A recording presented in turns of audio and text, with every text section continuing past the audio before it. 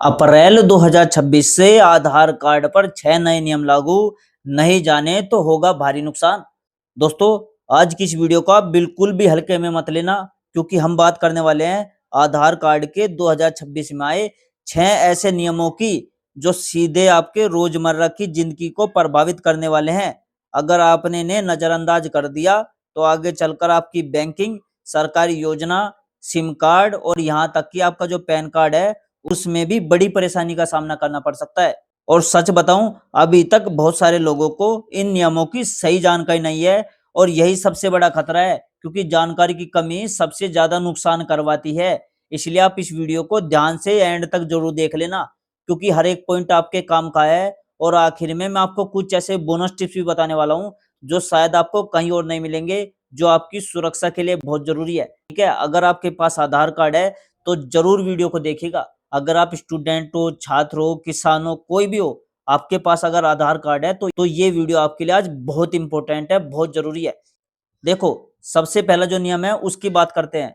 अब दोस्तों, आधार card update करना पहले जैसा मुश्किल काम नहीं रहने वाला, क्योंकि अब सरकार एक नया मोबाइल ऐप लॉन्च करने की तैयारी में है, जिसके जरिए आप घर बैठे अपने आधार कार्ड की जानकारी अपडेट कर सकेंगे। और ये सुनने में जितना आसान लग रहा है ना, असल में उतना फायदेमंद भी है, क्योंकि अभी तक क्या होता था कि अगर आपको अपना मोबाइल नंबर बदलना होता था या पता अपडेट करना था, तो आपको आधार सेंटर पर जाना पड़ता था, लाइनों में लगना पड़ता था, घंटों का इंतजार करना पड़ता था, लोगों की भीड़-भाड़ का सामना करना पड़ता था भाई। लेकिन अब इस नए सिस्टम के आने के बाद अपने मोबाइल से ही ये सारे काम आप कर सकोगे, ठीक है? जिससे आपका टाइम भी बचेगा, मेहनत भी कम होगी। लेकिन यहाँ एक ज़रूरी बात समझनी है कि सरकार इस सुविधा को आसान तो बना रही है, लेकिन साथ ही इसे सुरक्षित भी बना रही है। इसलिए इसमें ओटीपी वेरिफिकेशन जोड़ा जाएगा, फेस वेरिफिकेशन भी होगा और डॉक्यूमेंट अपलोड भी करने होंगे, ठीक है? ताकि कोई भी व्यक्ति गलत तरीके से आपके आधार में बदलाव ना कर सके, ठीक है? और ये खासकर उन लोगों के लिए बहुत फ़ायदेमंद होगा जो गाँव में रहते हैं, या जिनके लिए बार-बार शहर जाकर आधार अपडेट करवाना मुश्किल होता है। लेकिन ध्यान रखना कि अगर आपने गलत डॉक्यूमेंट अपलोड कर दिया या गलत जानकारी दे दी, तो आपकी रिक्वेस्ट रिजेक्ट भी हो सकती है। इसलिए जो भी अपडेट करो वो पूरी सावधानी के साथ करना। अब आते हैं दूसरे नियम पर, जो सबसे ज़्यादा महत्वपूर्ण है और शायद सबसे ज़्यादा लोगों को प्रभावित करने वाला है, और वो है 10 साल पुराने आधार को अनिवार्य रूप से अपडेट करना। यानी अगर आपका आधार कार्ड बने हुए 10 साल से ज़्यादा हो गए, अगर जो आपका आधार कार्ड है वो 10 साल पहले बना था, ठीक है? तो अब आपको अपनी जानकारी अपडेट करनी ज़रूरी होगी, और इसके लिए भी सरकार ने एक डेडलाइन भी तय कर दी है, जो 14 जून 2026 बताई जा रही है। और सबसे अच्छी बात ये है कि इस अपडेट के लिए अभी कोई फीस नहीं ली जा रही, यानी पूरी तरह से फ्री है, ठीक है? अब सवाल आता है कि सरकार ऐसा क्यों कर रही है? तो इसका सीधा कारण है कि बहुत सारे लोगों का डेटा जो है वो पुराना हो चुका है।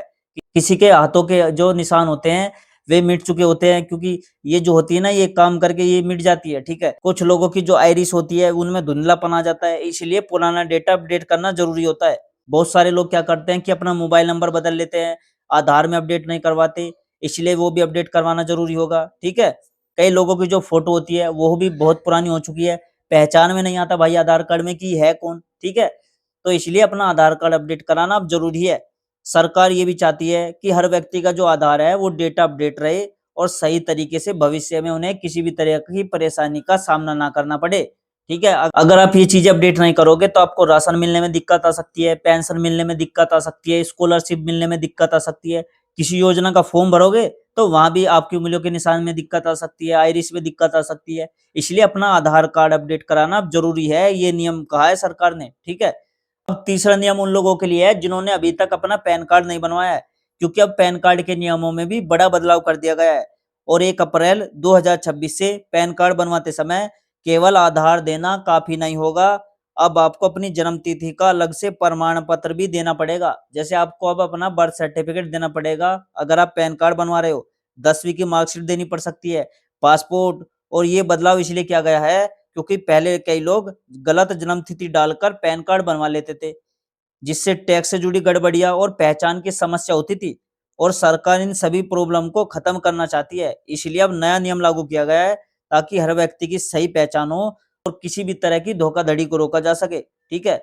अब चौथा जो नियम है वो थोड़ा सख्त है, और अब आपको थोड़ा चौंका भी सकता है, क्योंकि अब आधार में जानकारी अपडेट करने की लिमिट तय कर दी गई है। समझ में आया? यानी अब आप बार-बार अपनी जानकारी नहीं बदल सकते। जैसे कि आप अपने नाम को केवल 2 बार बदल सकते हो और जन्म तिथि और जेंडर को केवल 1 बार ही अपडेट करोगे।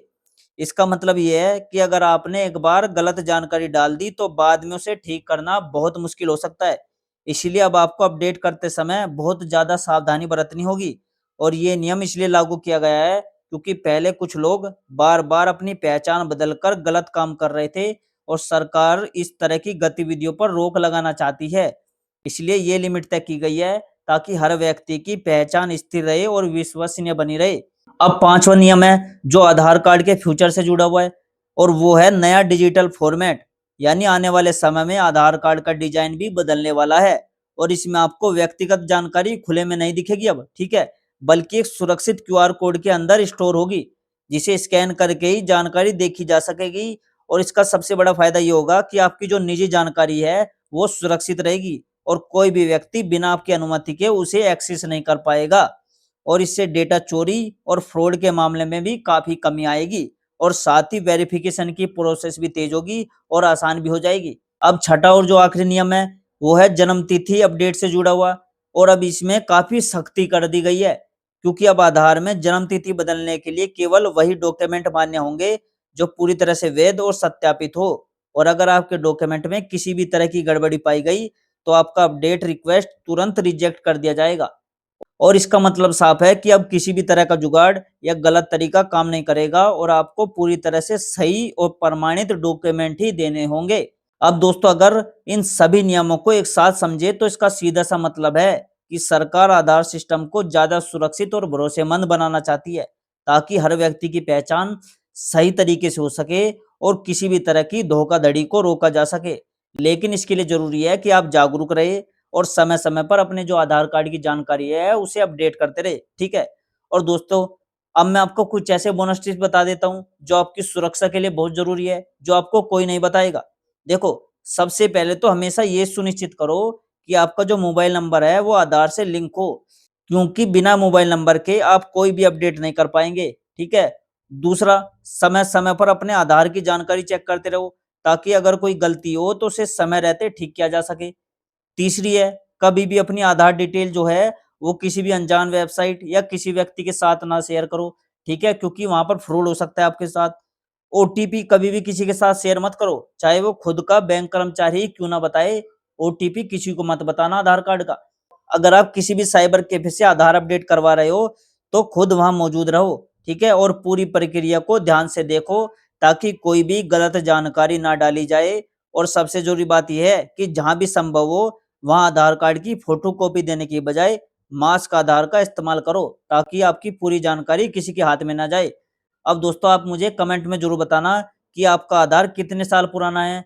कब आपने अपडेट करवाया था? क्या आपका उसमें मोबाइल नंबर अपडेट है? तो मुझे कमेंट में लिखकर एक बार ज़रूर बता देना, ठीक है? और दोस्तों आपको ये जो सरकार के 6 नए नियम हैं आधार कार्ड पर, ये कैसे नियम लगे आपको मुझे कमेंट में ज़रूर बताना, ठीक है? और दोस्तों आप कहाँ से मेरी वीडियो देख रहे हो और कौन से स्टेट से मेरी वीडियो देख रहे हो, उस शहर का नाम, उस राज्य का नाम कमेंट में ज़रूर लिख के जाना, ठीक है? और क्या आपने अपना आधार कार्ड अपडेट करवा लिया है या नहीं करवाया, वो भी ज़रूर लिखना। और दोस्तों मैं मिलता हूँ आपसे अगली वीडियो में एक नई जानकारी, एक नए अपडेट के साथ। तब तक के लिए दोस्तों जय हिंद, जय भारत।